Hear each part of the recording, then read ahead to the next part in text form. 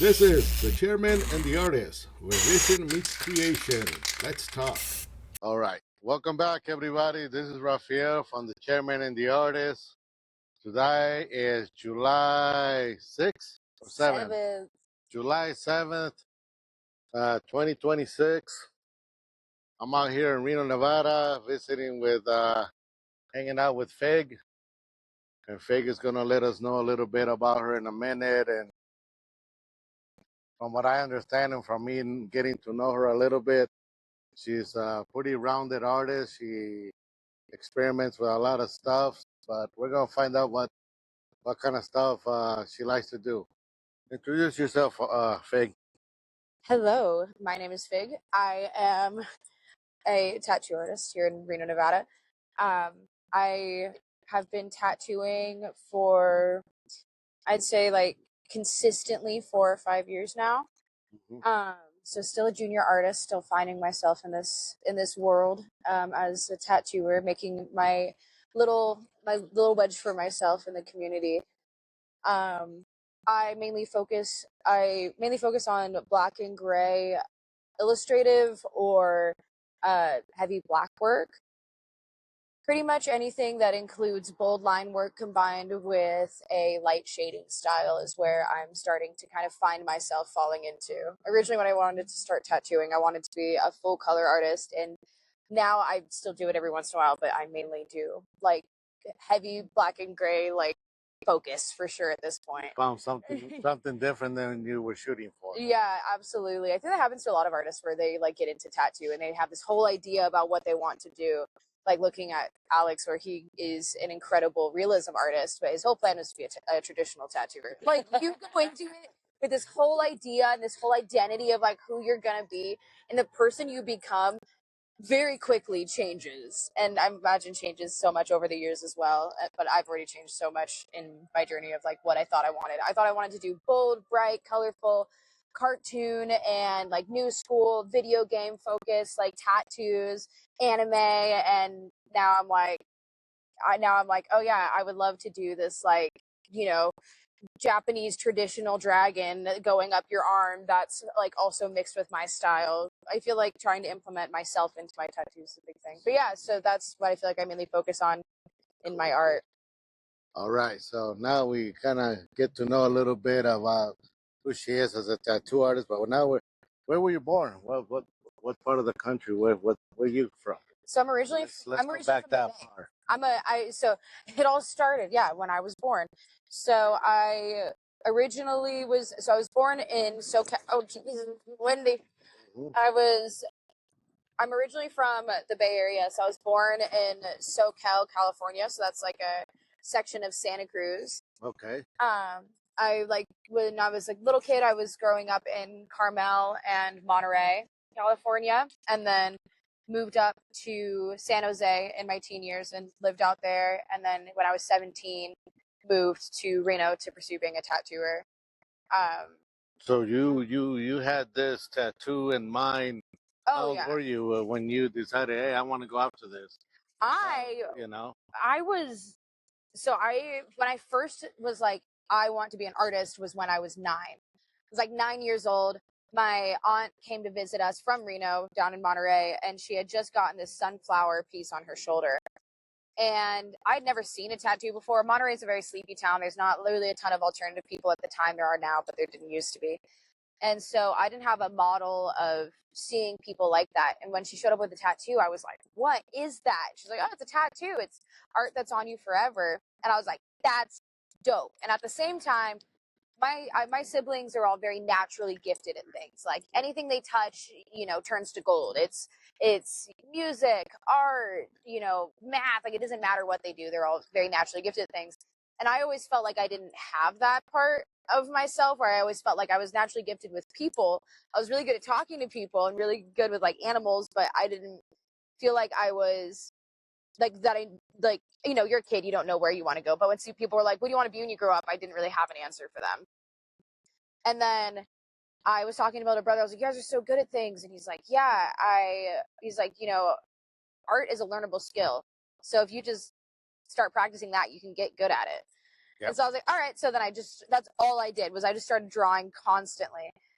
And then when I was 13, I was like, I want to be a tattoo artist. And so I started spending all of my time every single day drawing and pursuing this and learning about it and watching YouTube videos and, watching documentaries and doing everything that I could to educate myself on the tattoo world that I wanted to go into so badly. And just through focusing on that, taking so many art classes all throughout school, like really focusing in on painting and sculpting and learning all of the different mediums, I ended up at tattoo, like really continuing to be the thing that I wanted to do. And so then, moved up to Reno. Mic there? Yeah, my mic's here. It's tucked into my boobs. I want to make sure because like last time we dropped the mic. Oh no, yeah, it's tucked into my boobs. But yeah, so I wanted to be a tattooer, and I was like, I'm gonna move up to Reno and be a tattooer. I told my mom that, and I was like, I'm going. You guys can stay here in San Jose, but I'm leaving. I'm 17, and she's like hell you are. What the fuck do you mean you're moving to Reno? And I'm like I'm moving to Reno. I'm gonna be a tattoo artist. And she's like, okay, well I guess we're coming with you. So I dragged my entire family to Nevada, from California, from San Jose. That's all they've ever been at. And I'm like, we're going to fucking Reno. And then Shit. then as soon as I turned 18, I was still in high school. I ended up dropping out and getting an apprenticeship. I got an apprenticeship and immediately dropped out of high school. Who let you into the door for an apprenticeship? That was Boomy Bones at Little Bird Tattoo. Bird, okay. Yeah, at Little Bird Tattoo. Cool. I went in there just like this bright-eyed, bushy-tailed, like, I want to be a tattooer. And she's like, no, you don't. And I'm like, I really do. She's like, you do not want this for yourself, dog. Like, go to college. Don't do it. Well, I'm like, why would you say no? It's kind of interesting. Why do you think she would say no? What? I think I was, like I said, bright-eyed and bushy-tailed, and like, she is such a talented tattooer and has been in the scene, and her story is really interesting and what got her into it. Like her being like on Hollywood Boulevard tattooing there, like a tattooer. And I think for her, she saw me and she's like, girl, go get a consistent job. Like I feel like for me now, even when kids come up to me and they're like, I want to be a tattoo artist, I'm like, did you consider going into like nursing? Like, you want to help people, you want to do art. Like, what about graphic design? Like tattooing's great, but I think when you aren't in it, it has this luster to it where you're like, I'm going to be so cool, which honestly, we are so cool. But it is fucking trippy. It's a fucking. It's not easy, and it's not an easy entry. It's not an easy entry, and it is a lot of hard work. You are working every single day. Because when she was talking to me about taking me on as an apprentice, she's like, "Are you prepared for the fact that you will never have a day off again?" She's like, "Are you ready for this to like be what you are doing every single day?" So yeah, getting respect from people or getting what do you call it? Acceptance from other artists and shit like that. Being seen as an artist is so fucking difficult. It's not an easy thing, Yeah, and even just as a society, like for me, when I talk to people and I'm like, yeah, I'm a tattoo artist, or my friends will tell them like, oh yeah, Big's a tattoo artist, people automatically are like, oh, so how long have you been apprenticing? Can I give you an advice on that thing? And this is what I tell people, some of my other tattoo artists that work with me. I ask them, if you want to get respect as an artist, please don't tell them you're a tattoo artist, because even though we're highly skilled, we're in the low bottom toe when it comes to the art world. Yeah. And if you tell them what other arts do you do? I do painting. I do sculpting. What kind of painting? I focus on acrylic. I do acrylic and mixed media. Believe it or not, you're gonna get more respect if you tell people you're an acrylic artist. Yeah. People going like, "Wow, you're an acrylic artist and all this," and then tell them, "But I make my living out of tattooing." Heard. And tattooing is allowing me to follow this other dream of doing this other arts. Which honestly is really true, because I for myself, I love tattooing, but I tell myself, and I've talked to others, and you and I have had this conversation before, where I'm like, I don't want to be the Swiss Army knife of tattooing. Mm-hmm. I'm not somebody who wants to be I want to be a great artist, but my goal is not to be the #1 artist in the world who can do every single style. And like, my goal is to get really good at what I do, but also do other things. I want to do, I want to make coloring books. I want to do, tarot cards. I want to design, other art. And then also I'm moving into starting to do more sculpture work now that I've always enjoyed doing is working with clients. You're a Starting real to move into rounded the more artist. sculpture You're work. not just tattooing. No, and my goal isn't to be like You need to let people know you're a rounded artist. You explore all different arts, you know, uh, because I found out in the past as a tattoo artist, the business world doesn't accept me as a real business guy. Yeah. They kind of I own my shop for a long time. Yeah. So when I hung out with other business owners, they kind of would look down on me and thought that their shit was more than me and this and that. Yeah. And a lot of them, their businesses went down and mine flourished and survived. But that was the outlook from them to me. Yeah. It was hard for them to comprehend that I was actually had some kind of intelligence when it came to the art, the business world. Mm-hmm. So I wasn't respected. And the art world, as soon as I told people that I was a tattoo artist, you mediocre artist. Yeah. But when I told people I do oils or photography, oh, suddenly I was a whole different motherfucker. Yeah. They looked at me with a different respect and a different outlook, you know? And now they would really want to talk art with me and and test me to see if I really knew my oils on my shit that I was talking about. Absolutely. So that's what I advise my latest apprentice. I told him, dude, I already suffered that discrimination. Even though I made a good living out of tattooing, people look down on us no matter what. There's still that stigma. The stigma, yeah, the stigma of being a tattooer. Absolutely. I experienced that actually. It's interesting. I didn't really think about it that much at the time. Was when I went to this art show here in town. It's the Sierra. Oh man, I can't remember what it's called. It's this massive art show. I think it's like the Sierra Arts Fair or something like that. It's this massive art show. All these incredible Burning Man artists from all over the country that come to show their paintings and their sculpture work and all of that. And I walking around, people would look at me and be like, "Oh, are you an artist? Are you one of the artists?" And I was like, "I look like an artist." Like that felt really validating for me. But I did notice the difference between when I would tell people that I was a tattooer versus that I'm a painter. The difference of how people would respond to that of when I would tell people I was a tattooer, they're like, "Oh, cool." But then when I tell people that I'm a painter, they're like, "Oh, well, have you do you have your work here at the show? What's your, main mediums?" People taking me, I would say I never thought about it, I guess, until now, like the fact that people did take me more seriously Yeah. when I was telling them that I was a different form of artist versus telling them that my main focus was tattoo. Yeah. And tattooing is a real difficult art, because your canvas is fucking talking back to you. Oh yeah. The motherfucker talks back to you. The motherfucker's demanding. Yeah, my when you're painting or you're sculpting, your canvas or your medium isn't telling you that they want something that you're like, I physically cannot do that for you. Like, I don't know what to tell you. That's not actually something that I can do. Like like with tattoo, having to explain to people your skin genuinely is not capable of doing that. Like, I cannot make that happen. And that stuff that you said earlier about a Swiss artist, for me, I take it like, oh wow, that's kind of interesting because I didn't see myself that way. But I saw myself always as a motherfucker who's caveman. Yeah. I thought I was just gonna do cool roses and Chicano style artwork, and I ended up falling in love with Celtic art.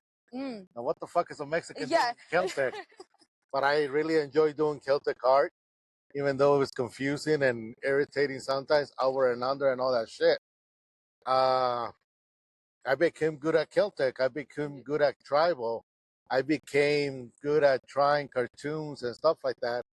And mainly, I became good at fucking trying to satisfy every fucking client that came into the door. Yeah. And giving them what they want. Absolutely. I didn't have control of saying, this is what I want to do. The client says, hey, I want a task. You give them a task.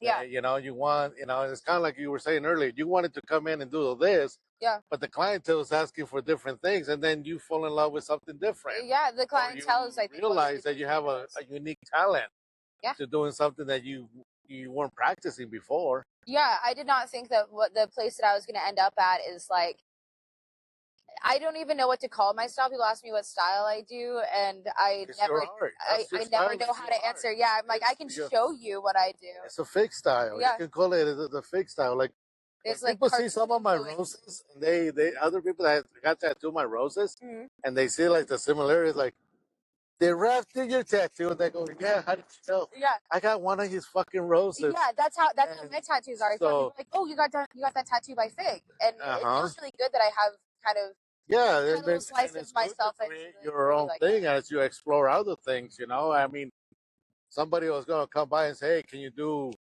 an underwater scene?" I'm like, "Fuck, I never done it, but I guess I could try." Yeah, You know, let me try it out. I always wanted to see if I could do a Nemo in the fucking inside the little anemone. anemone and stuff like that.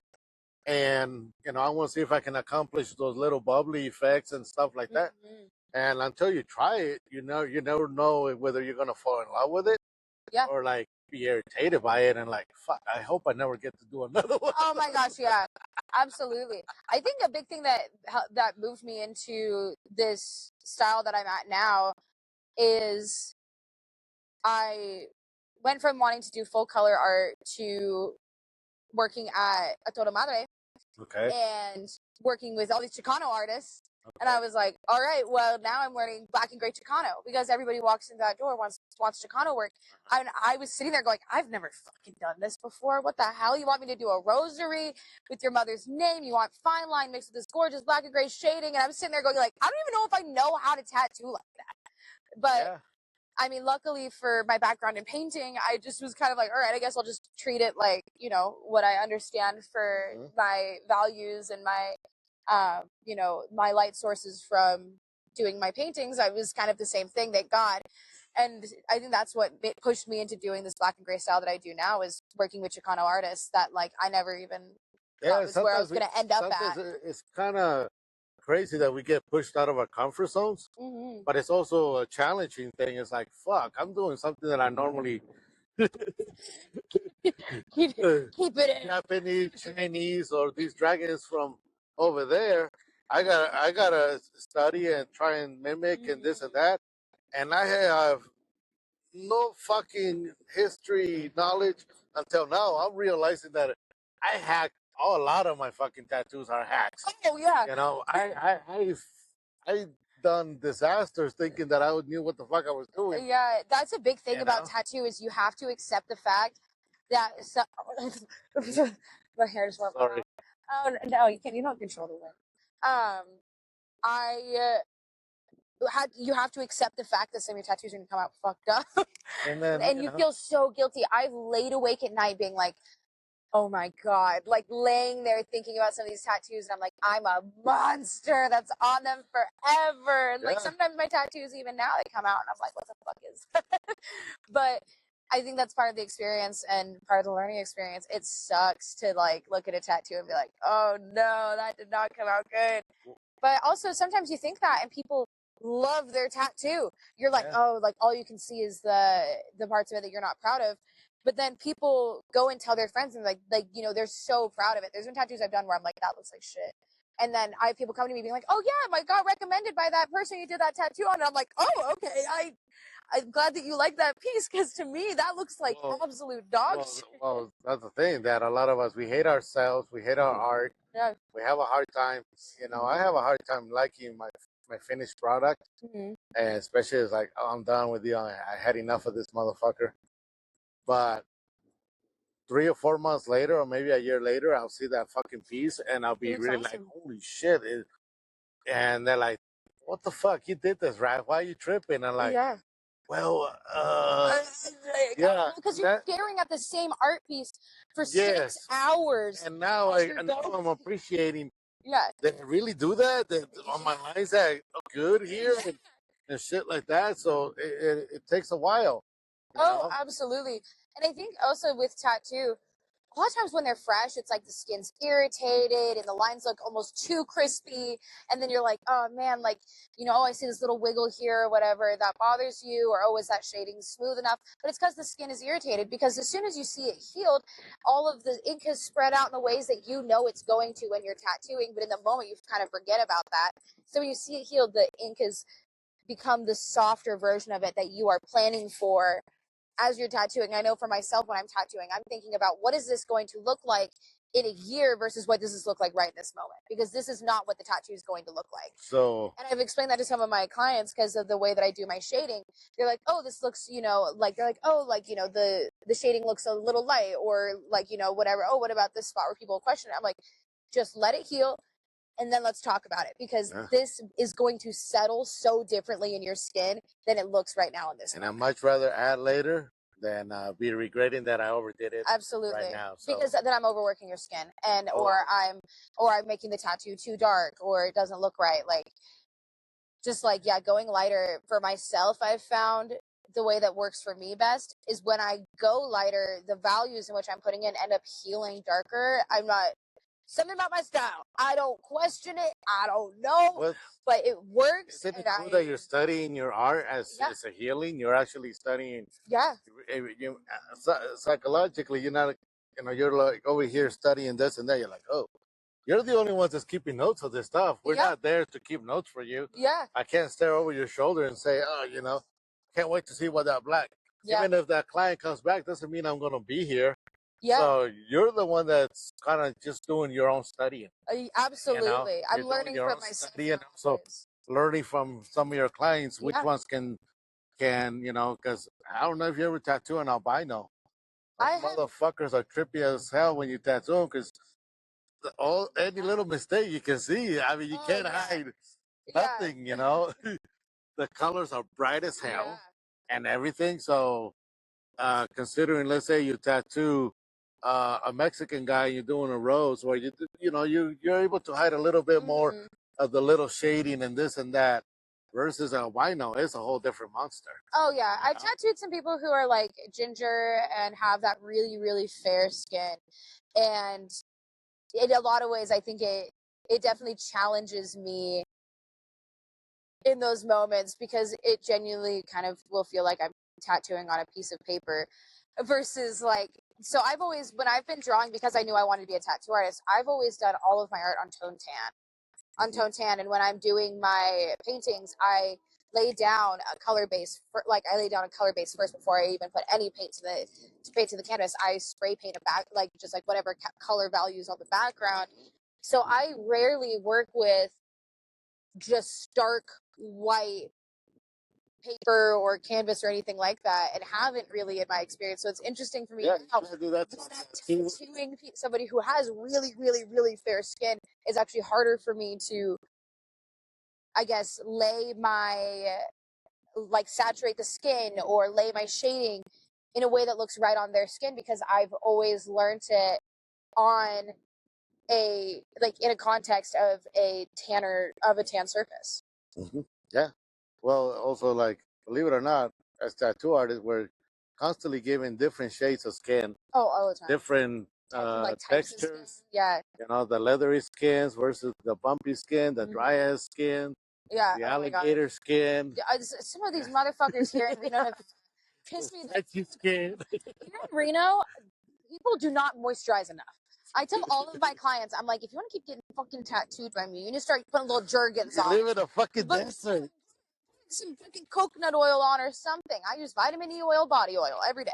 Like, moisturize, because they'll come and get tattooed, and I'm like, I see their dry ass tattoo that I put on them, and I'm like, shit looks all chopped up. Yeah, it's your wiping, your fucking wiping flakes of fucking dry skin. Yeah, I'm all licking my finger. Look at that. Look at that. Look at that color. It should look much different. Moisturized. Because here in Reno, it's just so dry. Mm-hmm. And so I think it tends to make people have a lot, like, thicker skin in a way that, like, is really interesting to me when I've tattooed people who are coming from different areas, or a lot of my clients who are just visiting. I feel like I have a lot of travel clients, like a lot of people from California who come and get tattooed by me. And all those people have been in the humidity. So their skin is all beautiful and supple. And I'm like, yeah, this is great. My lines are so crispy and gorgeous because their skin is just accepting the ink. I'll tattoo people. I'm like, you moisturize? Yeah. Do you moisturize? And they're like, yeah, every day. And I'm like, I know it. Don't I fucking know it? Because your skin, it feels like butter. But then you tattoo somebody, I love my blue collar people, love them, but those motherfuckers do not fucking. They do Well, not they work moisturize. outside. Inside their skin is thick and tough, and it is tattooing a leather. Construction, warehousing. Yeah, A lot of these jobs that they have no working way with to harsh protect them. chemicals. Yeah, You know, or welding guys. yeah. You know, mechanics and shit like that. Depending on where you're gonna put the tattoo, you know, you gotta be aware that there's gonna be wear and tear on that piece. Oh yeah, I have to explain that to a lot of my clients who get like their hands tattooed, because I feel like a lot of clients of mine who get their hands tattooed end up being people who are mechanics or welders and stuff. Like I think because those people, those jobs, allow it a lot more versus people who are, just white collar working in an office. A lot of times the people who are working in those trades are able to have hand tattoos, but at the same time I'm telling them, I'm like, do you use that orange scrub soap? And they're like, yeah. I'm like, you need to not do that. Don't fucking touch that shit. And they're like, oh well, my hands are gonna be covered in oil. I'm like, then put on gloves. Like, do you want your hand tattooed? I always have to preface with them. I'm like, wear a goddamn glove. Keep it moisturized, because for God's sakes, you're using these heavy chemicals. You can only control the air until at least don't. Exactly. I'm like, please, dog, please. And they come back and they're like, hey, my tattoo's gone. And I'm like, yeah. That's because you're using you burnt it off. You burnt it off by putting your hand in an oven. Well, it's also the hands. It's one of those areas that there's a lot of wear and tear on that fucking the ink, the God. hands. You're nuts. Okay. You're nuts, and you're nuts, and you're Oh my nuts! Nuts are blowing away. Blowing my nuts. The wind is so strong it'll blow your nuts off. So other than tattooing, what else? What else do you do for fun? What do you do in Reno for fun? Reno. I play a lot of music. I play my banjo a lot. I love going to shows. Okay. Like, music is the other great love of my life. I am not somebody who's out here putting out albums yet. I would like to. But it's something you enjoy doing? I jam sessions, open jams, open mics, playing at home on my own. I try to play my banjo every day. I have 3 banjo tattoos. I'm obsessed with the banjo. I love my banjo. Okay, and, cool. So I think music would probably be the main thing. I'm also, I think, just now discovering who I am, not in the context of my alcoholism that I've battled with for a long time now. And being in Reno, it's really easy to do that. And being a bartender as well, because I was bartending and tattooing, the combination really got me into a point where I was really addicted to substances. And that became everything that I did. Like, my life was wake up in the morning, go and work my bartending job, drink all day long, and then I get off of work, and then I'm still drinking. I go out to the bar after, and I'm still drinking then, and then I'm drinking all the way into 6 a.m., 7 a.m., and then going home, getting up, and trying to take a shot, get up, and continue on with my day. And so I'm in this new place right now of getting sober and figuring out who I am as an artist and as a person, when not in the context of my addiction, where I was coping with, everybody's coping in some way with, whatever is plaguing them. And I was coping with my shit by running away from it and leaning into substances. Like, I spent so much of my apprenticeship just drunk all the time. And I spent so many years just missing out on my life because I was, there's this one song called Good Times.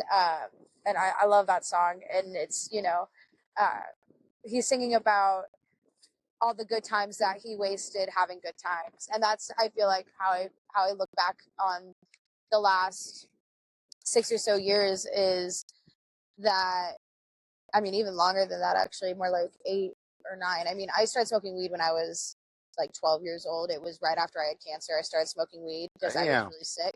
Yeah, I had cancer as a kid, as I smoked a cigarette. Listen, all right. I know it's bad, but it's either this or drinking. I didn't know that. I didn't know. This is news to me. It's not like go around and ask, hey, what kind of... You ever had a terminal illness? Yeah. Holy shit. I had cancer. I was 12 turning 13 or 11 turning 12. I can't super remember this time of my life. It was 12 turning 13. Cancer? Which one? I had stage 4 Hodgkin's lymphoma. So I had cancer essentially in all of my lymph nodes from my belly to my face. I had bone cancer in my jaw, and I've had the bone in my jaw shaved down because it had cancer in it. I have a scar on the inside of my mouth from the front of my mouth to the back of my mouth cut open, and they shaved down the jaw because there was so much bone cancer. It made it so I couldn't open my mouth. I couldn't eat. Holy I've had my lymph node. I've had probably close to like 12 surgeries at this point, where I've had my lymph nodes, like lymph node biopsy, bone biopsies. I've had blood transfusions, the whole nines, chemo, radiation.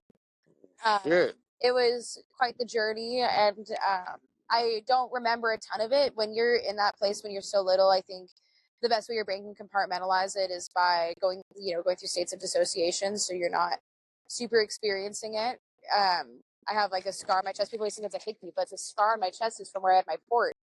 Oh shit. Yeah, and so I after that, I mean, they're pumping you full of pills. You're in so much pain all the time. I It's think hard to alcohol is describe. the least of what you already got through. Yeah, no, absolutely, because it's your body's in so much pain all the time, so they're giving you oxys, hydrocodone, they're giving you morphine, they're giving you fat, they're just pumping you full of Especially at drugs that all the age. time.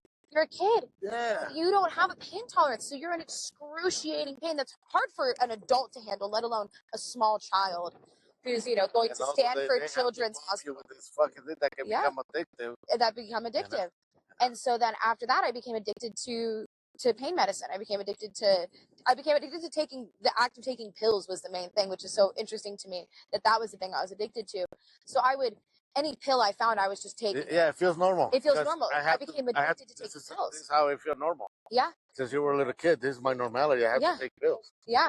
And so I became addicted to that, and it ended up giving me stomach ulcers. Now I have stomach ulcers from taking so many pain pills on an empty stomach that it ended up burning holes in my stomach that I still deal with today.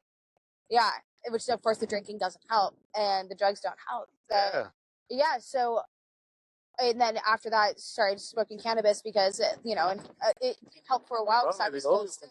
Help is weed. Yeah, exactly. Like, thank God I had weeks. I probably would have continued taking pills and continued down the path of that. Luckily, I haven't taken like abused pain substances since 2019. I had a relapse then, but it was only one day. I took a pill and I knew it was bad. All this shit, you still have that drive for art. Yes, the whole time I'm still pursuing. Oh, that's so cool. I think that's what keeps you focused, the art. Absolutely. The fact that you have a goal, at age 13, I didn't have no fucking goal like that. Mm-hmm. I mean, I think that's the age that I ran into seeing my first tattoo on a person, a live tattoo, and I was really amazed. And that's one question that I usually ask people: when was your first encounter with a real tattoo or this or that? And somebody always says, "Oh, it was my uncle, my aunt, or somebody showed me," and I got to see my first real life tattoo that I was touching and amazed by it and stuff like that. That first tattoo you see, it changes your world. I have a tattoo on my inner arm of these sunflowers to honor my aunt who, she passed away right after my cancer. She passed away. They told me I was cured. I ended up going into the ICU. I was totally fine. They were like, "You're cured. The cancer's gone." After a series of all I can call it is incredible miracles at a level in which I cannot explain or understand, but I'm incredibly grateful for, and contributes to me being a very spiritual and being somebody who prays every day at this point, and is the dichotomy of being very doing tarot readings and doing sound baths and being very spiritual, wearing my crystals, wearing my copper, but also being somebody who prays to Christ, and being Christian as well. There's a reason why you've been through it all. You've been through at your age. Fuck, you've been through a lot more than I've done at my age. It's crazy. It's fucking insane. Yeah, and I attribute the fact that I'm still alive to the power of community and coming together and prayer and believing that having hope that it'll be okay, because I went into the ICU and was dying. They couldn't explain why. I just one day was sitting at school and I was like, I don't feel good. Something feels wrong. And so I went to the nurse's office and I was like, I don't feel good. Like something's wrong. And they were like, well, you don't have a temperature and like, you're okay. But they knew my medical history. So they called my mom anyway. So my mom came and picked me up. She's like, what's going on? I was like, something's wrong. Like, I don't know what's going on, but I can feel that something bad is about to happen. And then suddenly I start violently throwing up and I get a fever that spikes up to 107 and I start dying. And my mom's on the phone with my oncologist, on the phone with Stanford Children's Hospital. We're in San Jose. Lucille Packard is out in Palo Alto, which that's like a 45-minute drive away. And she's on the phone with them. And they're like, you might have to stop somewhere. We're gonna have to care flight her to the hospital because at that point when a child gets above 103, your brain starts shutting down. Yeah. You start literally cooking. You start cooking. You start dying. And so I was dying. My mom's flying to Palo Alto. Thank God we make it there. I don't remember what happens after this. I completely black out once we get to Lucille Packard. But I end up in the ICU and I'm there for a week. I don't remember much of that time because I was in and out of consciousness the whole time.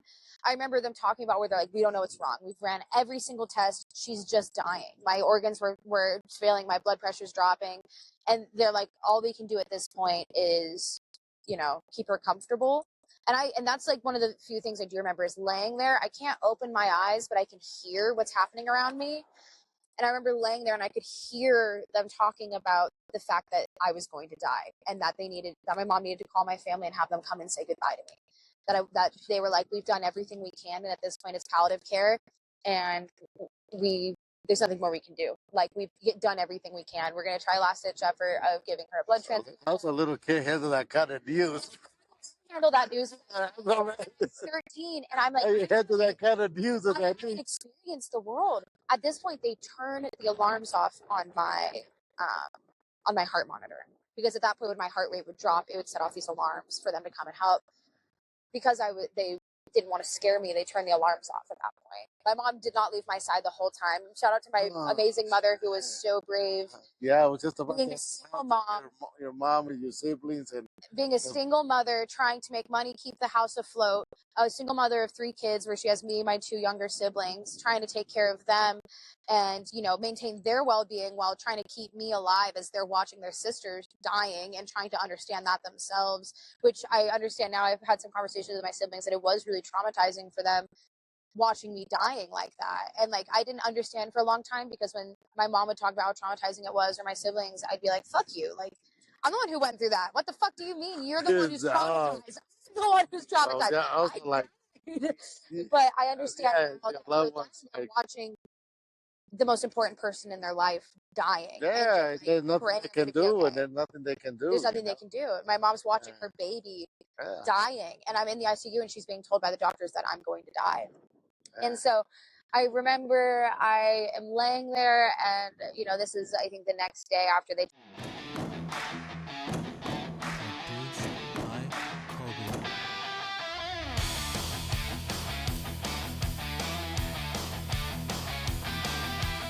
Tell her, have people come and say goodbye. I don't remember people coming and saying goodbye, but I guess everybody did. My grandmother, my Nona, my dad, my siblings all, came and said goodbye to me. I was laying there and I like wake up. It's the first time I've woken up in like 3 days or something.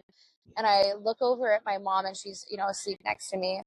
And I can feel my heartbeat is beating. Better? Bum. No, not better. Oh, shit. I can feel it going bum. But it is beating so slow that I can feel it. It's heavy and it's hitting hard, but so slow that I can feel everything getting quieter. Like my hearing starts to go out, my vision starts to go darker, like at the edges, and it starts to get grainier almost, where I'm like, I can feel myself dying. And I like glance over I can see it in the corner of my eye, my heart monitor, and I'm watching as it's getting slower and slower and slower. And I'm watching as my blood pressure is dropping and I can't feel my arms or my legs. I feel my fingers slowly start to go numb. My bodies start to go numb as I start to feel this weightlessness where I can't feel my body anymore. And it's like my brain is like the last thing that is actively working in that moment. And I can feel my heart, like I said, breathing so slowly. And I look over at my mom and I'm like, I'm so young. I'm so young. Like I'm laying there and I'm thinking that to myself where I'm like, I'm just a baby. And my mom's about to wake up and find her baby dead next to her. And I'm laying there and I'm like, there's so much more that I haven't done. And the first thing that I think of is I'm a fucking virgin. I was like, I'm gonna die a virgin. 18 years old. I'm going to puberty, and the first thing I think of is I'm gonna die a fucking virgin. And I was like, I haven't. And then I started thinking about all these things that I like that I want to experience. You want to live for. That I want to live for. And meanwhile, all over the world, my Nona, who I actually attribute a lot of my love of art to as well, she owned a gallery in Carmel, California, and every day after school I'd go and be in her gallery with her. My Nona, who had this gorgeous gallery and all these artists all over the world, she's calling all of these artists and saying, pray for Adia Lucha, as she calls me. My legal name is not Fig. Pray for Adia Lucha, pray for Adia Lucha. And so all over the world, there's all these people praying for me, as it's like, she's doing all she can as an Italian grandmother whose granddaughter is dying. And so at the same time as I'm laying there feeling myself dying, I'm aware that people all over the world are praying for me. That's one of the last things she tells me is she's like, all you can do is pray now. People all over the world are praying for you. And she's telling about all the artists who I had grown up with and watched, all these incredible, the most talented artists I've ever seen from all over the world who are doing these, artists from Bangladesh and artists from Italy, artists from Spain and China, and all these incredible artists who bring their art to Carmel, California to be bought by some of the ultra wealthy. All these people, she's telling me are praying for me. So I'm laying there as my vision's getting darker, and I'm going to die a fucking virgin. My brain is like, I haven't had a drink yet. I haven't gone to this concert. And then I'm thinking, I'm like, and all of these people all over the world are praying for me right now. My family is laying there praying for me, up every night praying I'm going to be okay. All these people all over the world are praying for me, and I am laying here dying. And so I'm praying now, and I'm like, I cannot die. I cannot die now because, first of all over the world, all these people are praying for me. Whatever is trying to take me away from this world is going to have to face the wrath of all of these people who are believing that I'm going to be okay because they're coming together, with this hope that just by coming together and praying, that's all they could do was for me to be okay. The doctors are saying there's nothing left for them to do. And so people are just hoping that with this collective consciousness that they can keep me alive. And so I'm laying there, and just through the power of, I don't know, sheer spiteful 13-year-old will, or through the grace of God, I am laying there, and I'm like, I haven't seen Pierce the Veil live yet. I haven't seen Black Veil Brides yet. I'm not a tattooer yet. I don't have any tattoos yet because I know I want to be a tattooer at this point. So I'm laying there. I'm like, I haven't even gotten a fucking tattoo yet. How am I supposed to be a tattoo artist if I haven't gotten a fucking tattoo yet? Like, that's what I'm concerned about. I'm thinking about all these concerts. I'm like, I haven't been a mother. I haven't gotten married. I haven't done all these things that I want to do with my life. And there's so much more life for me. I refuse to die. I will not die. I will not die. I will not die. And this is as my vision is getting darker, and my heart is still stopping. I'm having this like epic mental battle as my mom is like, it's just peacefully resting next to me in this fucking ICU. Has no idea her daughter is going through spiritual warfare and like yelling at God about the fact that I can't die because I haven't had sex yet. And then I like managed to, as I'm like yelling, it's like my vision starts to come back, and I start to feel my hands again, and like I can feel myself coming back to life, and I let out this like I'm like trying to yell to my mom, like, Mom, like, help, I'm tired. And like eventually I get out, like I get out like, Mom, and like it's the first time that I'm able to speak in days. And I get out, Mom, and she shoots up. My mom is a very heavy sleeper. That woman has never been a light sleeper. She sleeps like a fucking grizzly bear. She's dead asleep or ready to beat somebody up. So she shoots up just with this small croak of Mom. I'm able to get out, and she rushes to my bedside. And like at that point, she's like, Honey, what's going on? And she like realizes how scared I was, and my heart then is just like bump, bump, bump, bump, bump, bump, bump. I feel more alive than I've ever felt. Like I am alive. And I tell her, I'm like, Mom, like, I just died. I just saw the light. I take the other side, and I'm like, I ran back. Like, girl, I just saw the fucking light. Like, this is crazy. Dying doesn't hurt, by the way. Oh, okay. Maybe how you die might hurt, but when you start to die, by the way, it's not like you're in pain. You are very at peace. But also, if you're a spiteful 13-year-old refusing to die, maybe you won't die. Yeah. And I go home the next day. Let you out of the I go home the next fucking day. I'm fine. They have no explanation as to how I was fucking fine. The day before, they're telling them that I'm dying. And the next day, I'm good. I'm up. By like 7 p.m. the next day, I'm going to my favorite restaurant down the street from Lucille Packard and eating so much Italian food.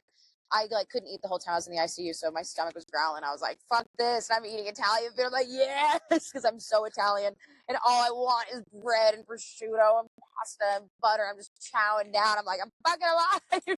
I didn't die. Not only that, me, I'm working next to you this whole time or coming in, not realizing that I'm working next to a very unique person who said fuck you to the Green Reaper. You need to make a painting of a little kid saying fuck you to the Green Dude, that would be sick, actually. That's Reaper. Dude, that would be right next that's you. You need to say fuck you to the Green Reaper. That's a great idea. My next one, genuinely. I'm gonna draw that up today. I love that idea. Because yeah, and I think that like that is something that I've thought about of wanting to bring my experiences more so into my art because I think for a long time with my drinking and my drug addiction, I was just spending all my time running from the survivor's guilt. I lived and there's all these little kids who I'm meeting in the ICU who are dead now.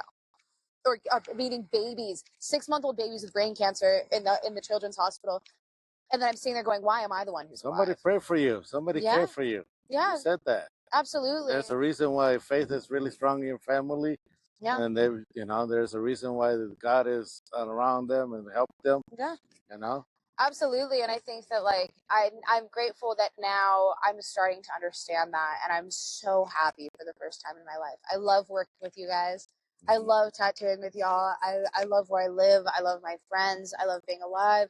I'm incredibly grateful. I'm forgiving myself for, not being the best person I could be, but understanding as well that I was coping in the only ways that I knew how and the only ways that I understood.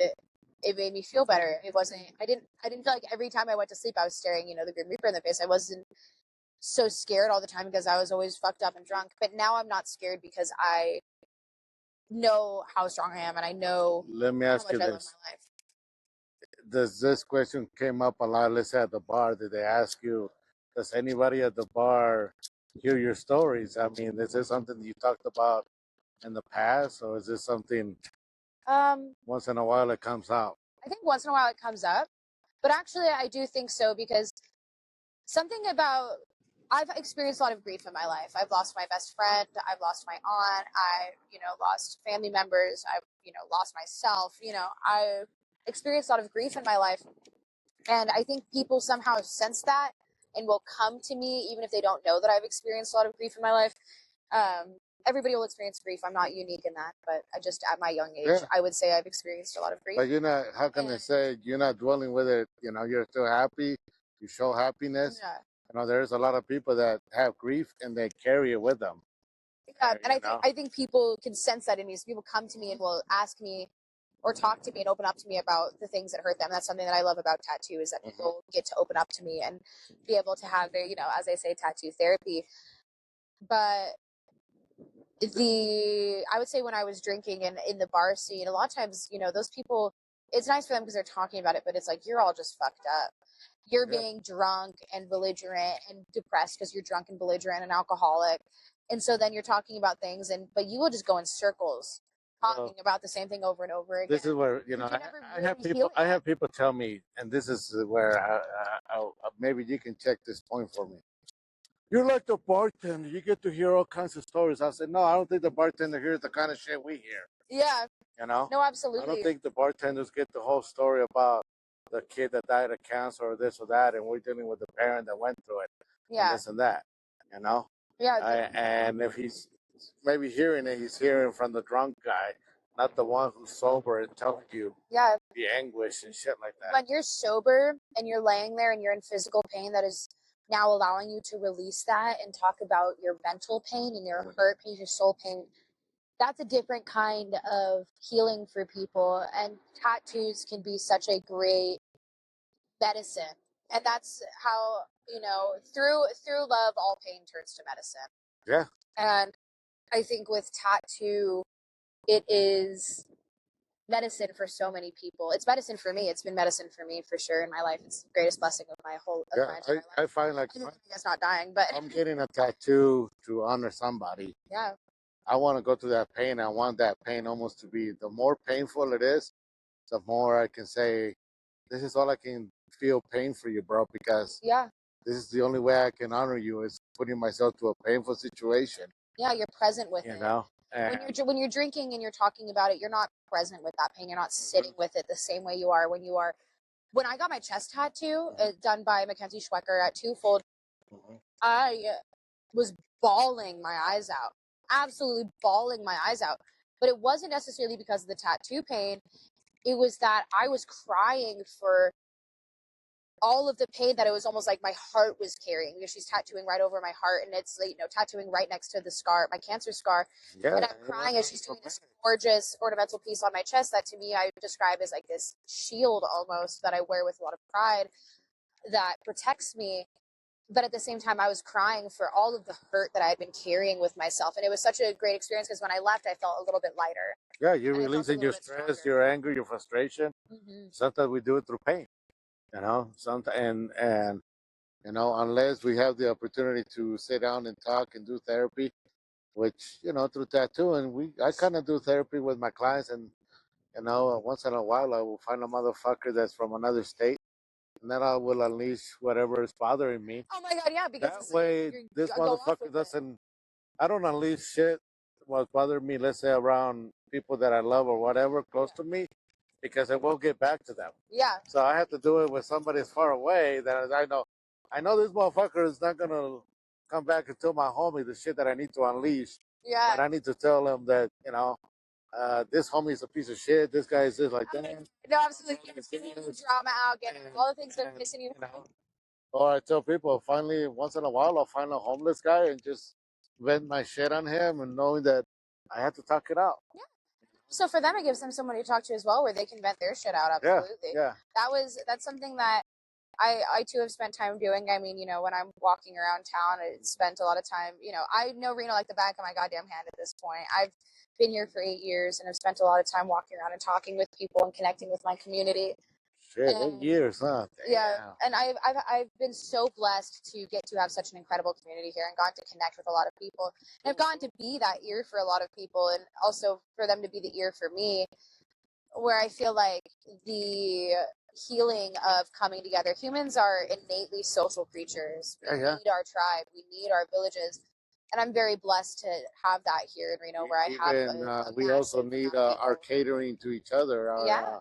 pampering, like haircutting, tattooing, nails, stuff like that. Those are the things that connects us, and stuff like that. You get to celebrate your best and your worst moments with those people.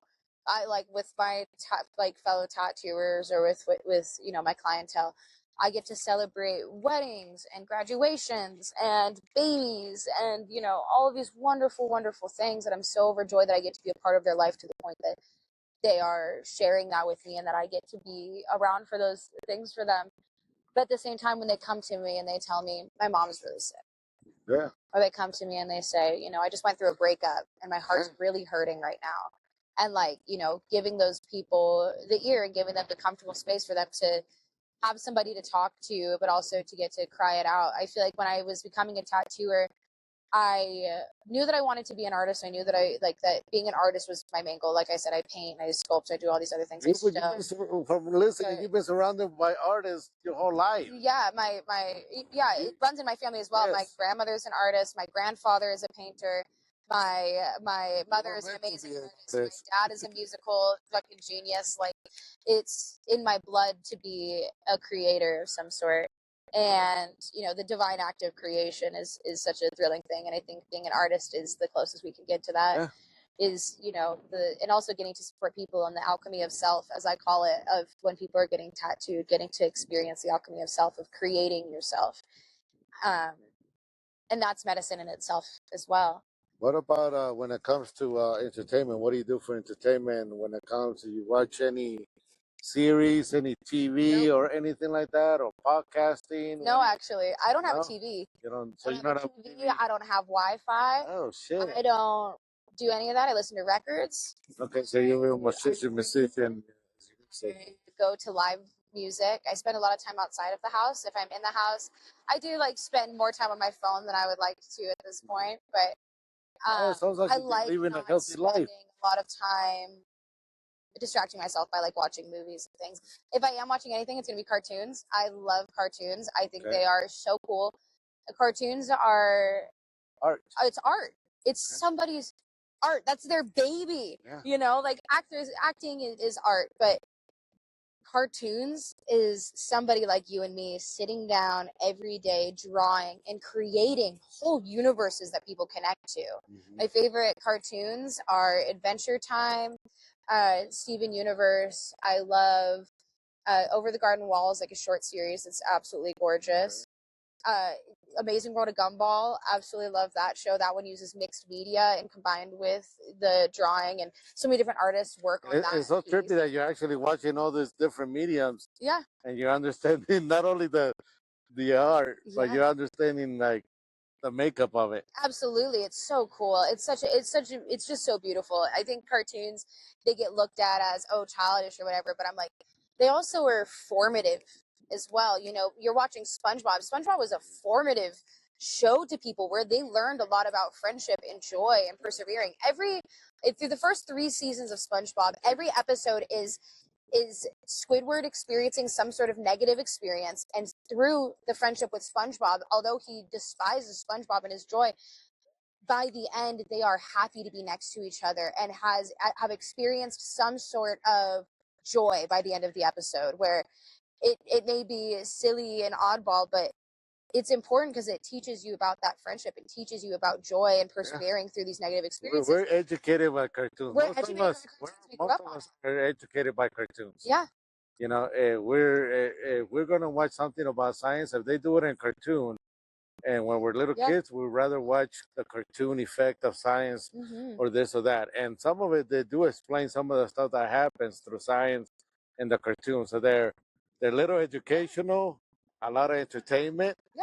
But a lot of it's educational too. It is, you know, you carry it with you throughout your life. I mean, it's, you know, everybody quotes their favorite cartoons, whether it's Ren and Stimpy or, you know, I love the show Chowder. I love the show Flapjack. These ones are shorter series on Cartoon Network that utilized mixed media and absurdist humor at the beginning of cartoons not really having that before. And it's really cool how it merges adult humor, but also catering to children. It's not adult humor in the way of being raunchy or anything, but adult humor in the way of it being absurdism. That is something that can be enjoyed by any, you know, demographic. When I was a little kid, me growing up, anybody that was into comic books was considered a nerd, a dummy, or they were just down on comic book people.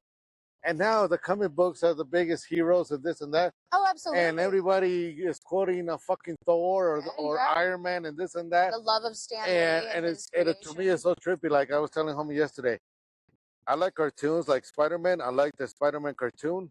I don't like the real Spider-Man actor. And they're like, why? Because they change the actors every fucking time. Absolutely. In the cartoon, it never changes the actor. Cartoon is a cartoon. Yeah. You know, so I like the cartoons. You know, but yeah, I'm a big time cartoon.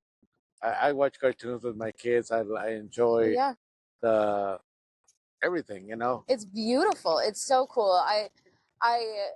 So much of my art, you can see it in my art. Once you learn about my love of cartoons, you can see it in my art.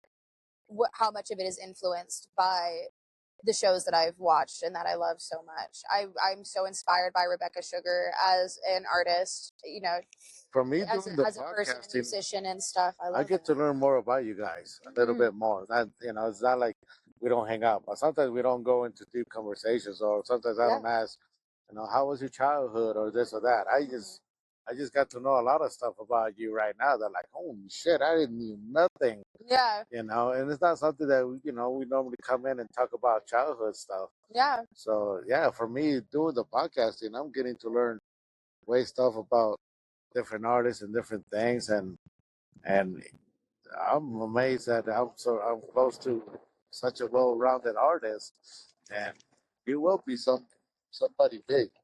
You already are in a way. A lot of us don't see themselves that way. You already accomplished one of your big dreams. Yeah, it's the You know? interesting thing. I was sitting thinking about this just the other day. I was talking about it with my roommate and best friend Daisy, who's also an incredible artist. She does incredible sculpture work with like just makes really really neat art. It's really cool. You can find her art at the Potentialist. But You ever been to Burning Man? I have not been to Burning Man. I was going to go to Burning Man this year, and I was like, I don't want to do it. I don't want to do it. It sounded like such a stressful experience. I would rather go to different galleries, museums, and see art there. Oh, I've been out to June Playa. I've been out to Playa. I've experienced the community. I've experienced art in this way. But is the biggest. Going out and being hot and dirty, and I think that there are so many beautiful and incredible artists in the world who don't get enough respect. They are there at Burning Man, but they're also here in our communities. Oh yeah, but they're right here at home and also in other places. I want to travel the world and you go ever and see been the to the artists all over. Generator? Yeah, I've been to the Generator. I've been in there a ton. I'm friends with people who have booths there, but also people who run it. I've gotten to be a part of community events with them. But I think for me, the art that I connect with more so, and I'm friends with Burning Man artists. I'm friends with these incredible people who bring out art to those spaces, and I have so much respect for them. But I think for me, the art that I feel most inspired by is the art that I grew up seeing as a kid in those galleries. Okay. And for me, being a gallery artist is a great goal of mine. Me and my roommate me and Daisy, we were going to bring out an art piece to Burning Man this year. She's gone for the last 11 years. This is the first year that she isn't going. And instead we're taking a family trip out to the forest. We're going out to Trinidad as a family with her mother and her sister. But we were going to bring art out. And at some point we were sitting there and I looked at her and I was like, Daisy, I don't want to do it. I don't want to go.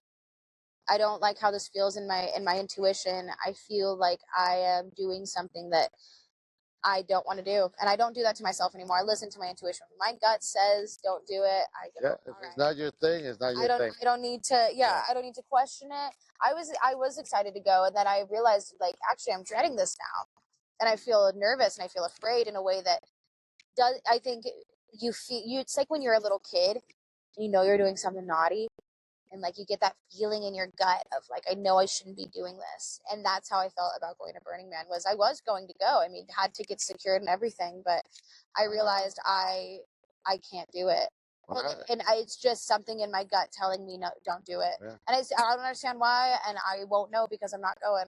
But instead I want to go on this family trip, and I'm looking into getting my passport so I can go to Amsterdam with our other artists, and instead pursuing art that I connect with more so than I think I would going out and essentially partying, because I know that that's what I would end up doing as well. I think that I would be jeopardizing my sobriety and jeopardizing things that I am not willing. The cost is too high for me at this point in my life. It's not to say that I'll never go, but I think this year my focus is home. My focus is healing me, and my focus is healing my relationship with my art. My focus is becoming stronger, setting better boundaries, respecting myself more, finding love that I, in my friendships and in my life, and, possible relationships, and but finding love and support and my world here at home that I haven't previously known because I was so focused on events like Burning Man. Yeah. Or, even though I haven't been to Burning Man, but going to other events and being so focused on everything outside of me because my inner world was so hard to face. Now I'm focused on my inner world. And I felt like going to Burning Man might be me instead focusing on the outer world still, and the ego of it, and wanting to be like, oh, well, I put art out at Burning Man. And I would say I there's know that I'm doing it right now for the way I would describe Burning Man, and you're right though, the way you would just try to think this way is I can describe it two ways. You go trick or treating at night for drugs. That's what I tell people.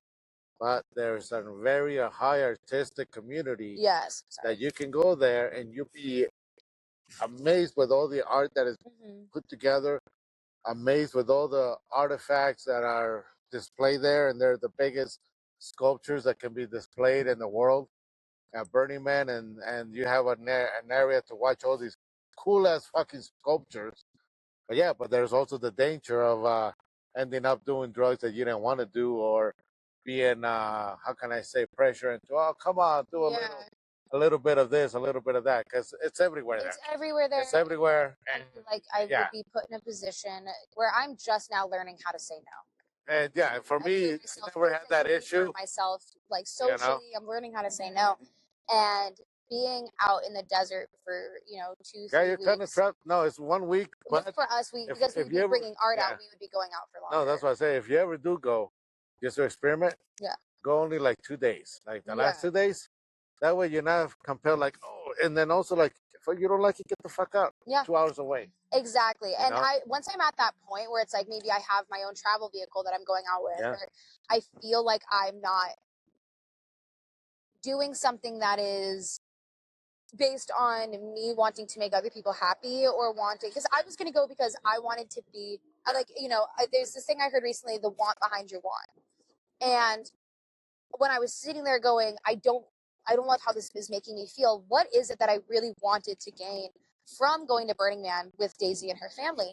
And I realized the want behind my want wasn't going to Burning Man. It was that I wanted to spend time with them. With homegirl. I wanted to spend time with them. I wanted us to be able to be together and have fun and do things together, because I love these people so much, but we all work, we're all adults, we have our own things going on. The want behind my want of going to Burning Man was that I wanted to spend time with these people and connect with them. And I recognized that I can do that here at home. I can do that going on a family vacation to California, going to the big trees.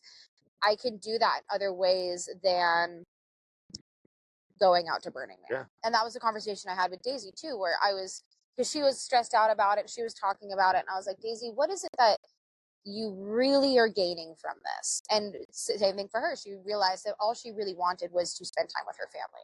And then it was the same conversation she had with her family. And the same thing for them. All they wanted was to spend time with her and I.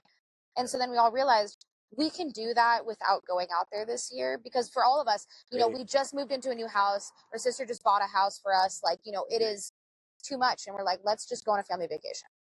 You can probably accomplish this. You guys can also probably go and hang out, let's say 3 or 4 days with no cell phone. Oh, absolutely. Absolutely. That's a big fucking mind relief that people don't want to take on that challenge. I tell people, go camping without a cell phone, or go it's the best on a road trip without a cell phone. They're like, are you crazy? It's the best feeling in the world. I love it. Go, like, print out your maps, but don't go with a thing of saying, go and scout, look for a restaurant. Don't just follow the map to the nearest. Don't look up the best reviewed place. Walk around, talk to people. Yeah, go explore that way. Old school. They're like, are you out of your fucking mind? Oh my gosh. Yeah, no, I think we've become so dependent on the little supercomputers in our pockets that we miss out on so much of the world around us. To our fucking road adventure, in a way. Absolutely. You're not connecting with the world around you. I see so many people who, like, I know that I'm on my phone more than I would like to be, and I've been trying to cut back as much as I physically can as a tattooer who needs to make content. But I look around at some people though who cannot sit for one moment not filling their brain with content. So you can escape. You can escape your phone, can you? Yeah, absolutely. People come over to my house and they're like, "Oh, there's no TV here," and I'm like, "I can put on a record. We can listen to music," and it's like, for them, they need to constantly be drowning out the world around them. And I love these people. I no longer choose to be around people who are like that, because I just don't think I align with them anymore, because that was the same thing I was doing by drinking and drugs, was numbing myself. And I think the addiction to phones is the exact same thing, where you are dependent upon this tiny supercomputer to distract you from how uncomfortable you are within yourself. Oh, yeah. You need to be able to sit with yourself. You need to be able to not be constantly looking to suck the thumb of hiding, of, oh, I'm uncomfortable, let me suck my thumb by going on my phone. For me, I know I suck my thumb by, smoking my cigarettes or hitting my vape. Yeah, but that's a very good way to put it, because a lot of us, we may not even think we're addicted, but we're highly addicted to that fucking cell phone. Oh, yeah. A lot of us are, especially if we don't have a project or shit to do or things to go. We're going to end up doing. Immediately picking up your phone. Yeah. Me and Daisy have been recognizing that her and I spend a lot of time just sitting on the couch talking. Like, we spend all of our time really when we're at home sitting together, just sitting on the couch and talking. And we have our phones put away, but every once in a while we'll catch ourselves while we'll be sitting there, and then we'll pick up our phones. And we're like, see, there I go, grabbing my phone, and we try to put it back down. And, you know, being more mindful of how you're spending your time and more mindful of how you are experiencing the world around you. I think mindfulness is something that people are lacking. I know I've lacked in myself, and I'm trying to be better about, is being in the moment, being so in the moment that you are 100% experiencing the world around you. And I think that's something you can only experience by not placating yourself by drinking or drugs, and then also by not having your phone in your hand. Put your phone down, leave it in your car, leave your phone in your purse, whatever, and be 100% in the moment that you are in. Yeah, it's not an easy thing for a lot of us nowadays. You know, I do enjoy getting that sale or project, and then now I have to cut, grind, this and that, and every hour, oh, let me take a little break, and next thing you know, I'm checking my social media, and 5 minutes turns to 30 minutes, and I'm like, fuck, I gotta get back to work. But at least I have something to distract me from the phone. But if not, I'm stuck on that motherfucker to the point that my neck hurts from just being like this. Scrolling on your phone. I mean, my finger has like the divot in it from holding my phone. It's something that I wish I didn't have as much, but it's like any addiction. Once you realize that you have it, you know, first step is admitting it. Once you realize that you're doing that, you have to just take the active steps to break that addiction, to put the phone down, to find something else, read a book, draw, go outside. You know, like once you realize that you're doing that, breaking that habit, and it's just catching yourself when you're doing it. Catching yourself when you're quote unquote relapsing by sitting there on your phone just scrolling. If I'm not actively working on my phone, I'm trying to put it down. And like, I don't do it all the time. I spent way too much time this morning on my phone. But once you realize it and you at least are cutting back a little bit, you can cut it back more and more and more and more. I have some friends who their phone is like, I'll be like, oh, what time is it? And they're like, I have no idea. I haven't seen my phone in like 3 days. And like, I have so much respect for them. I look at this, one particular friend of mine, he never has his phone, and I find it to be incredible. I'm like, I want to be more like you. He'll be like, oh, sorry, I haven't texted you back. And I'm like, I respect the fact that your phone, he's like, my phone's been dead for like 4 days. And I'm like, I respect the fact that he doesn't need to constantly be on it. Oh my God, I love it. Respond in an hour. They call 911. Day, fucking, you gotta use a carrier pigeon to get a hold of me. I don't want people to constantly have access to 1 hour, or suddenly they start calling Mrs. missing person. Something's wrong. He's not responding. Yeah. Like, motherfucker was out doing something. But yeah, you know, if you're not one of those people that you know. And mind you, this is only in the last what 15 or so years that this is a thing. This is such a new phenomenon of how we are interacting with the world around us and having these phones and seeing how negatively it has affected our society and our psyches and our connections with people around us just in the last 15 years. The only way I justify my phone and shit is the fact that I have an online store that I'm selling my products and shit. That's the only way I can kind of justify my addiction to it. Oh, absolutely. We're all justifying it. But if I didn't have that, I would not really want to be on it. I'd rather be painting or drawing. Yeah. I mean, and get away from it. But it's also like, is that true? Is that true? Because quite frankly, our addictions to our phones, we are giving a excuse to be on our phones. We're saying, oh, well, I'm on my phone because it's my job. But at the same time, that's the same thing that somebody would say about being addicted to Adderall. Oh, I'm addicted to Adderall, but that's because I'm in college and I'm trying to get my work done. That's what I'm saying. I'm addicted to alcohol, but I'm a bartender. So it's just part of my job. I do make a living, such as I'm making myself 3,000, 2,000. I'm making, but there's other people that are not really making a living out of it. Yeah. You know, they're just checking their emails, their social media, they're doing their YouTube this, but they don't have, at least for me, it's kind of like, all right, I got to check my store. Nope, nothing, it's like fishing, nothing on the net, nothing. Yeah, well, it's like, at least it's like I said, like using Adderall as an example, it's like, oh yeah, well, like for us, it's like we could go, oh, well, I mean, at least I'm using my Adderall because I'm a doctor. And I have to do all these surgeries today. It's the same fucking thing. It's like, we can use it, like I was talking about earlier about ketamine usage and how I think that it is a complete epidemic in our communities, and I think that it is something that is viewed as fine because it's just fucking ketamine, and people are like, oh, it's just ketamine, it's fucking horse We tranquilizer. just took this motherfucker to the crazy house. Ever seen a functional ketamine addict? Matthew, we took him to the nut house, okay? Yeah, Yeah, that shit. because of fucking We had to ketamine. deal with his fucking Dude, issues. yeah.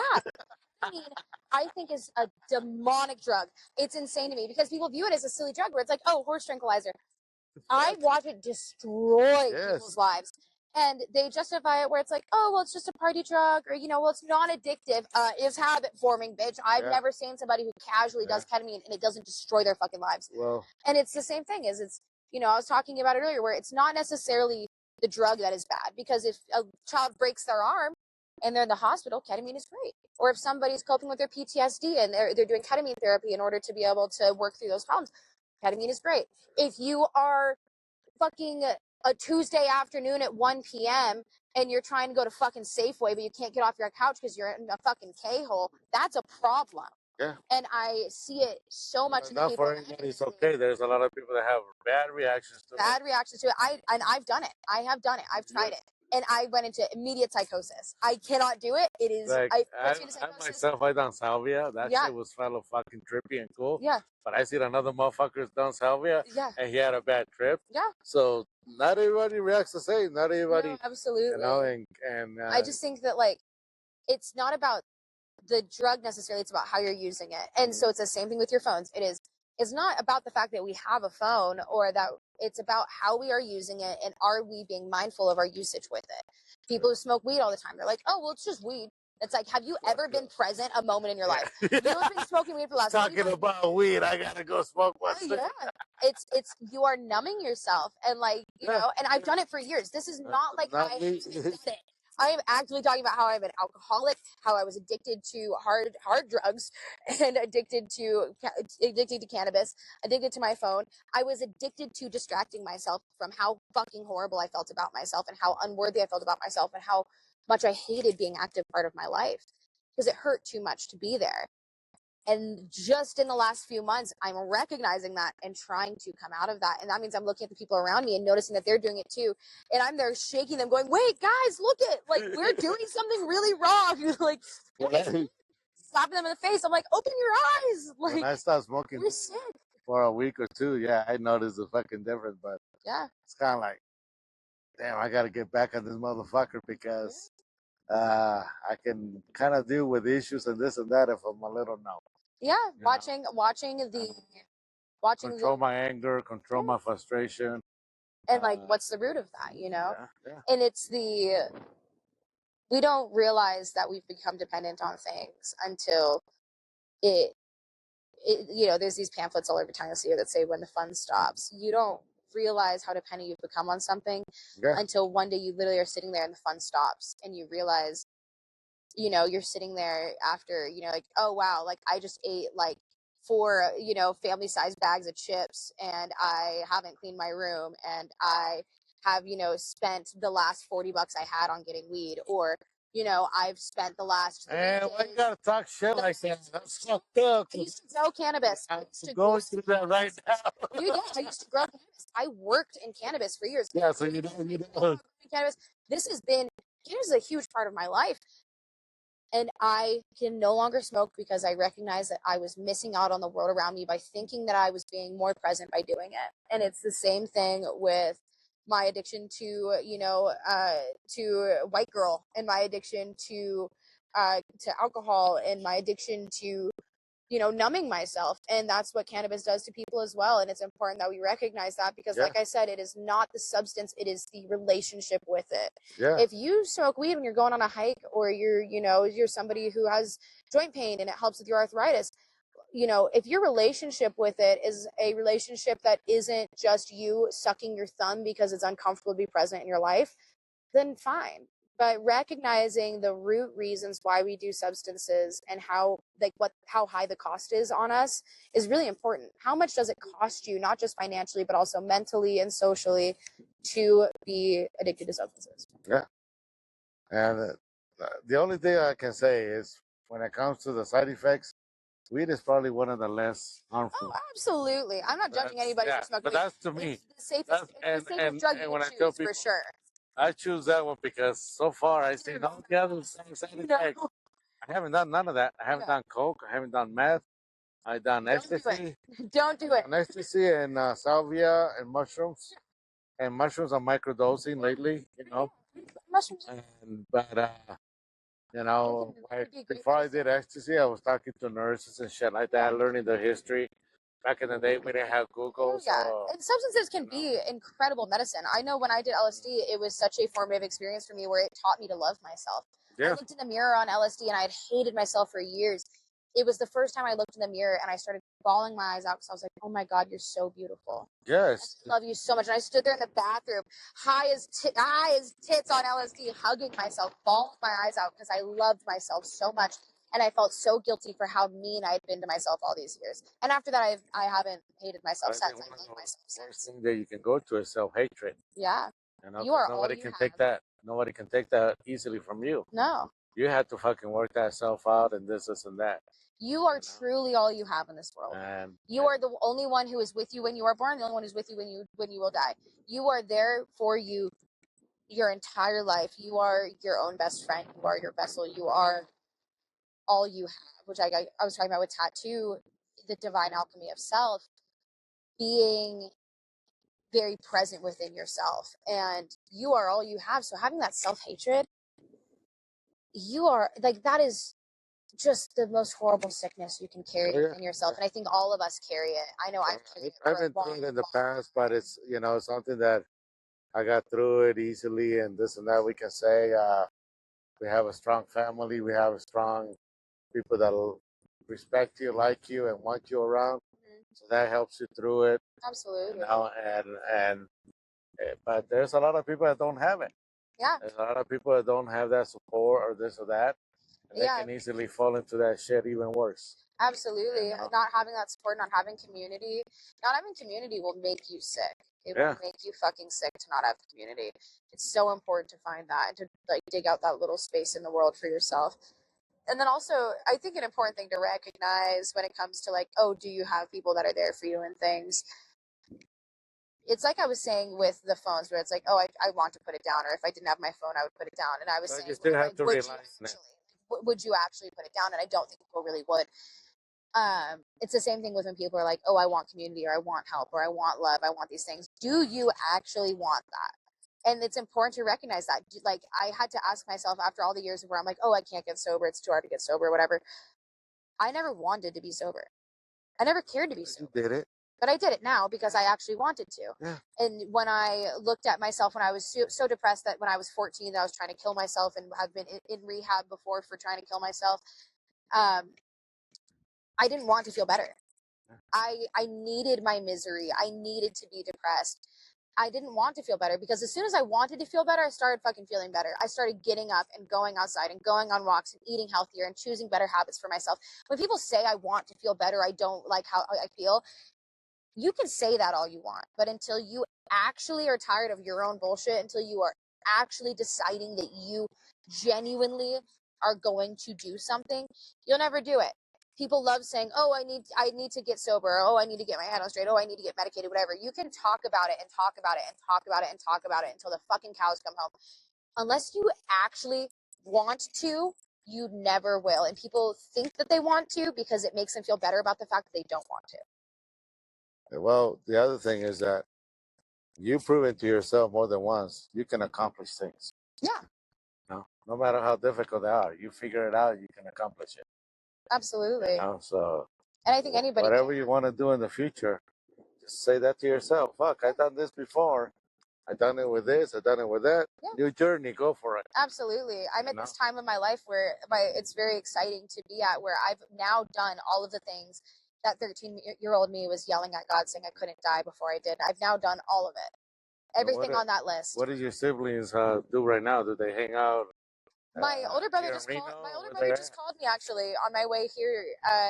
My older brother is currently in Mykonos, Greece. He owns a company called the Pop-Up Shop. So he does these small business events down in Southern California.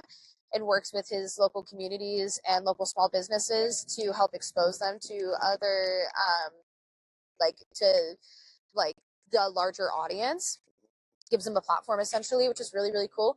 And then he also does content creation for Virgin. So like Virgin Airlines now has Virgin Voyages and Virgin like hotels and stuff. And so he has a partner with them. And so currently he's in Mykonos right now as he's about to go on a cruise out of Barcelona for 9 days with Virgin, making content for them. Smoter Brother is a content creator and also business owner. Cool. And then my little sister lives down in Sacramento, and she's 23, and she's figuring out where she wants to go next in the world. She's so gorgeous, and I think modeling is really where she's heading in the direction of. Cool. She's so beautiful. I'm so proud of her. So give him a shout out. Yeah, Giovanni Bindel on Instagram, and then I think my older brother's Instagram is just Sergio Bindel as well, or Sergio Bindel Jr. Put in your Instagram But so we can have and my Instagram is Fig the Tattooer, Fig_the Tattooer. But yeah, and then my little brother, he's 19, and he's now moving into being a young man. He turns 20 in August. I'm very proud of him. He's starting to go into like the blue collar route, wanting to work in HVAC and stuff. So it's exciting watching all my siblings we've always been so close. See, as they all you have got grown to see up. all this shit that you were at 13 already. It was just seconds away from that. Yeah. And now I get to be here to, I got to see my siblings all graduate, and I've gotten to watch them all grow up, and it's really exciting. And also I get to watch myself grow up as well. Now, do they also see you as a successful artist now too, that you made it? Absolutely. I have such a sometimes people say that I want to be something like that. Yeah. I got to show some kind of talent. They recognize your talent too, right? Absolutely. I have such a wonderfully supportive family that have been there for me through all of my versions of myself. I was thanking them just this past weekend. It was my 26th birthday on Sunday. I was thanking them for always being there, because it's like, that's what family's supposed to do, but, doesn't always do. And I'm really grateful for my family because they're so proud of me. And it feels really good to be making them proud at this point where I am healthy and happy and doing well and tattooing, and they all get to watch it. And for them, it's healing for them as well to get to see me. I'm pretty sure for them and your mom, especially seeing you alive every day is a lot better than seeing you. What the fuck? Yeah. Every day that you're a miracle child to her. Oh, absolutely. That's what I think. And I know it. She loves telling me that. She tells me that all the time. But it's really great. I'm really, really grateful for my life, and every day I'm just like, today is the new best day ever. Every day I'm like, today is the new best day ever. Every day is the new best day in some way. It's so incredible how much I love my life, and how every single day is just the best day in whatever way it is. There's times I look at myself and like, hey man, I had a hard life. Then you tell me shit like that. Man, my life was cherry blossom. Fuck that, I got nothing to complain about, It's want to make hard about whatever happened. Like, no, I can't even compare notes with this. Well, I mean, it's broken arms, broken legs. I think everybody's going to experience grief. Everybody is going to experience hardship. Everybody is going to experience their worst day. And I think that I've had my worst days ever. And I can think about the days where I'm like, this was probably, some of the worst days of my life. And for some people, they may never experience a day that's like that. But for them, they have had their own worst days ever. Yeah, you're what, 26, and you've already gone through one hell of a life experience that, all kinds of very dramatic. Can only go up from here. Yeah, very dramatic. So you already gone through abuse and drug abuse and assaults and like all these crazy things. But right now, I look at my life and I'm sitting in the city I've always wanted to live in with a dear friend, having a wonderful conversation on a gorgeous day, working in a gorgeous tattoo shop, and I have a beautiful home, and I still have hard days and days that hurt, but I think that life is so incredible. And I think that like when it comes to other people's lives where it's like, oh, well, your life has been so hard and like mine's, been fine in comparison. It's like, but you've had your own worst days and you've had your own things that hurt. That's why we got to look and appreciate. Absolutely. All the accomplishments and everything done. Like every time we finish one of these murals or whatever, it's another accomplished project. We're done, we finish it, and we move on to another one. That's why I kind of also tattoos. I get my client, I get my project, I finish, I accomplish it, and move on to the next one. Yeah. and stuff like that. So. Yeah, every day we get to accomplish something. Every day is the new best day ever, as I like to say. Man, you got a lot of good yeah. positive points in your life, girl. I'm gonna learn some stuff from you. You know, I think that my as I used to call it, reckless optimism. My reckless optimism, I think, is probably my greatest superpower. That through the hardest moments of my life, I was houseless like all year last year. You know, I was living on my friends' couches. Thank God for my community. And people would ask me like, how are you remaining so positive through this experience? And it's my reckless optimism. I think that all we have at the end of the day is our belief that things will work out for us and that things will be okay. And I always say it's like things will always work out for you, and if not, then you're dead. no, you have to be It's like, and then at that point, it's not your problem anymore. think positive. It's always going to work out. Negative. Think positive. Yeah. Positive thoughts will lead you to positive outcomes. Absolutely. You'll figure it out one way or another. Absolutely. That's at least how I've been doing it. Yeah, I will always be okay because I am here. I will always be okay because I am here, and then when I'm not here, I'm okay because I'm wherever I'm not with myself. Like, I as long as I have, my heart that's beating and my feet on the ground, you have your art, everything's okay. And you have a lot of art in your soul. You have a lot of drive.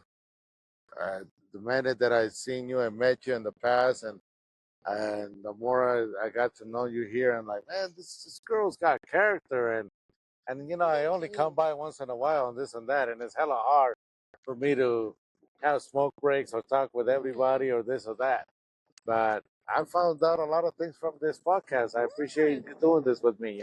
Thanks for having me, and I feel so honored to get to work by your side and get to work on your incredible tables and using your stations, and I feel so blessed to get to be around you and in your circles. So I appreciate you coming to me and wanting me to do this. It means a lot to me that I am being brought into this, and getting to work with you with Stingray and getting to make content and get to be a part of your world is really cool. And I'm very grateful because I respect you so much as an artist and as a person. Yeah, sometimes I didn't even see that myself that way. And young artists know my history or look at me differently, and I'm like, really? I'm apparently trying to survive with these fucking chairs, but yeah, others look at me a way different, And for now, right now, what I'm trying to do is learn from the young ones because I'm trying to figure out how to market myself. Yeah, all the new apps, very the new quickly stuff. changing world. You've been in this just long enough, and you've seen quite a bit of changing. Just this time I've been in it. I started my apprenticeship in 2018, and from 2018 to now, the way that things have changed is fucking insane. Yes. It's crazy to me just even at that point, because right in 2018 when I started my apprenticeship, my mentor would tell me where she's like, by the time that you are where I'm at, she's like, it's going to look so different. And thank God I had a mentor who was really good about wanting me to be a part of the digital shifts that we were having, and her being like, you need to post on your social media, you need to get your name out there, you need to be making reels, there weren't reels yet, but she's like, you need to be making TikToks. And thank God my mentor instilled that in me, because it's made the transition into being a content creator and tattoo artist much, much easier. Well, not only that, how can I say, either that or you can be grumpy and trying to complain about the shifting plates and everything, but you can't control it, Yeah, you gotta just follow the times. I can stay here and bitch about everybody using AI, but I can't stop it. It's, you're over here swimming in the ocean, and it's like, oh God, I'm in the ocean, I'm pissed off that I'm in the ocean. Well, either you can be pissed off that you're in the ocean, or you can ride the waves back to shore. Those are your two options. Being just pissed off that you're in it doesn't get you out of it.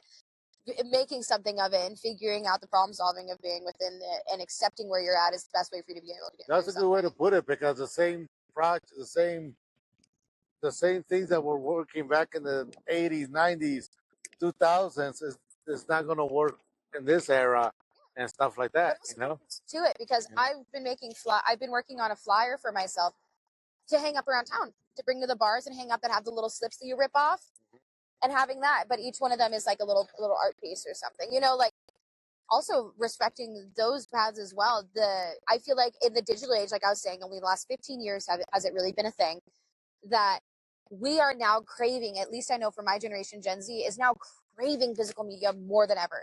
More than ever do I see people who are putting their phones down, picking up records, picking up tapes, picking up film cameras, people who are going to local community events, people who are picking up zines, people who are, doing maker spaces. more and more people are going back to the grassroots of things because we are exhausted with the constant advertisements and the horrors we see on our phones.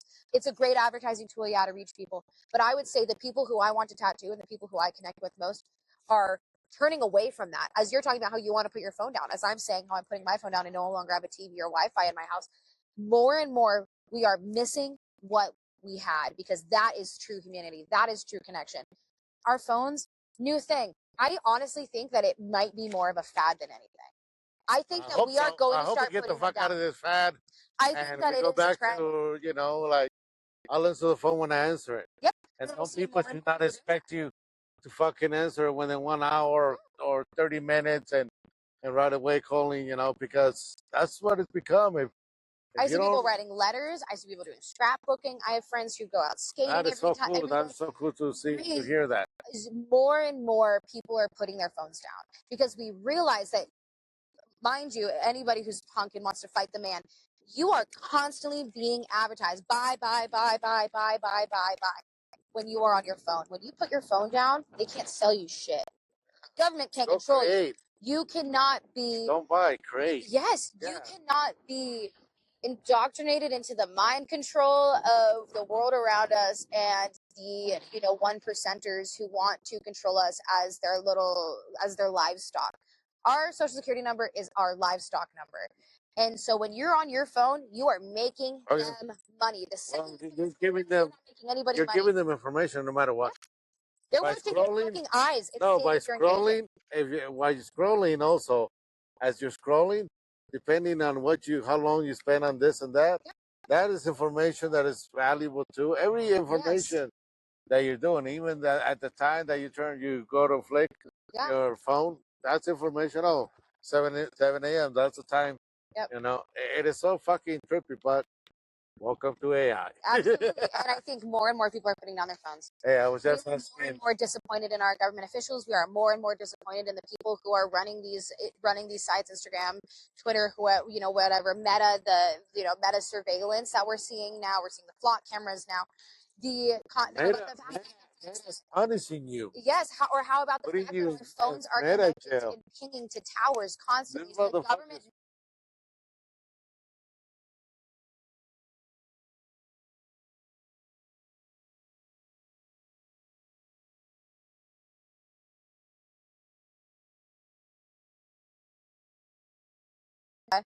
But yeah, that's my final thoughts is put your fucking phone down, go outside, create something and connect with the people around you, because being completely mindful and present in your life is the best medicine you will ever take. The best drug you will ever be on. One thing I like is still tattooing. That it's not something I can email a person. They have to come in for get a tattoo. Yeah. You can't, It's one of the few spaces in which we are completely human connection. I am touching you the entire time. Yeah, you have to submit 2-3 hours of your time to the pain, and hopefully you can put your fucking headphone down on your phone and let's talk a little bit. That's what I do with my clients. But some of them nowadays are like, they go into their little world on the phone, put on the thing, and like, oh well. I am so blessed that my clients and I spend the entire time. I feel like you've probably seen it. People in the shop see it, where we spend the entire time just yapping and laughing and dicking around and having fun. And I'm very blessed that my clients and I get to have very present time together. Of course, I respect my clients who want to be on their phones, but I would say that that's only maybe 10% of my clients. Yeah, that's good because like I said, I sometimes be okay with it, but sometimes like, dude, I want to find out a little bit about you too. Yeah, me and my clients are shotgunning Red Bulls together and yapping for the full 6 hours. I mean, I just did this big thigh piece on my client. We spent the entire time talking. It was amazing. Showing pictures of the dudes who were hooking up with. Keep doing that because it's going to educate you on a lot of things. Yeah. All right, give a shout out to anybody out there. Put your Instagram and let people know. Yeah, check out find you. Yeah, absolutely. Check out my Instagram. It's fig_the tattooer. You can find me on TikTok of Figgy Pop. Find me on Facebook, Fig Bindell. I don't use Facebook that much though, so Instagram, TikTok, and X are going to be the best ways to find me. You can find all of my content through my link tree in my bio of my Instagram. Shout out to my wonderful family and the people who have supported me throughout my life, and I am very grateful to you for sharing this with me. Shout out to Stingray Tattoo and shout out to Tidal Wave Tattoo. All right. Thank you guys. This is Rafael signing off. I know I was in the thing. My fucking app has been acting up. Fucking, I gonna have to talk to Riverside. Uh, we're gonna have to negotiate for next year because I'm not too happy with some of their stuff. But or maybe somebody can help me and what I'm doing fucked up so I can fix my podcast. But I'm signing off. This is Rafael for the Chairman and the Artist. You guys have a nice day. Bye. All right, awesome, Fake. That was cool. Tired of tattoo chairs that squeak, wobble, and feel like you're tattooing someone on a folding chair from 1982? Say goodbye to imported pain and hello to the Chariot Tattoo Chair, the only throne fit for an artist and their canvas. Crafted right here in the good old US of A, this chair is more American than a bald eagle riding a Harley through a fireworks show. No tariffs, no shipping delays, just pure ergonomic freedom. We're talking lumbar support that'll cradle your client's spine like it owes them money, armrests that adjust faster than your last relationship, and a 360-degree swivel that'll have you spinning like a DJ at a block party. Stop torturing your back and your client's dignity. Upgrade to the Chariot Tattoo Chair because your art deserves better than a glorified bar stool. The Chariot Tattoo Chair. Sit proud, ink loud.